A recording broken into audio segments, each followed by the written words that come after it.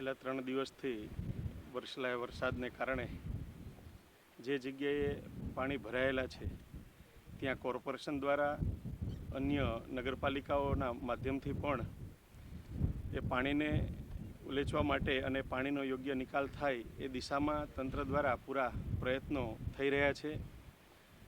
અને આજે જ્યારે આ ધોળીધજા ડેમની મુલાકાત લીધી છે ત્યારે આપણા જિલ્લાના સમાહર્તા કલેક્ટર સાહેબ અને અન્ય પદાધિકારીઓ સાથે જ્યારે ડેમ ઉપર વિઝિટ થઈ છે ત્યારે ડેમમાં પાણીનું પ્રમાણ અત્યારે 100% છે. જ્યારે ઉપરવાસ નાયકા ડેમ એ 65% ભરાયેલો છે. જો વધારે વરસાદ થશે અને નાયકા ડેમમાં પાણીની આવક વધારે થશે તો જે ડેમ ઓથોરિટીના અધિકારીઓ જિલ્લા વહીવટી તંત્ર સાથે સંકલન કરી અને પાણીના દરવાજા ધીમે ધીમે ખોલી અને નીચાણવાળા વિસ્તારમાં કોઈપણ પ્રકારનું જાનહાનિ કે માલહાનિ ન થાય એ પ્રકારનું પૂરતું ધ્યાન રાખી અને પાણીને છોડાવશે.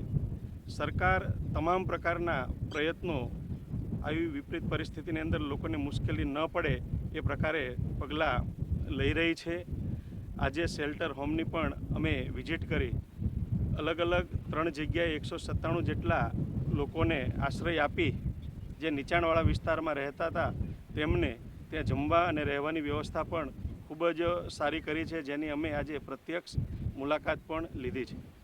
સાહેબ, જે આમ તો પાટડી તાલુકાનું કોચાડા ગામ ત્યાં 6 લોકો કોલસા પાડવા માટે અંદરના અંતરિયાળ વિસ્તારમાં ગયેલા, તે પાણીની વચ્ચે ફસાયેલા.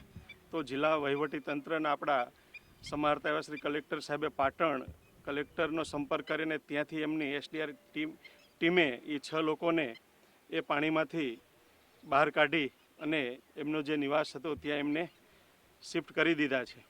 સાથે સાથે જે ઓળખ લખતરવાળા રોડ ઉપર જે વરસાદને કારણે પાણી ભરાયું તે પણ પાણી ધીમે ધીમે ઓસરતા થયા છે. હવે આપણે જે પ્રકારે માનીએ છીએ તેવી મુશ્કેલી ત્યાં નથી.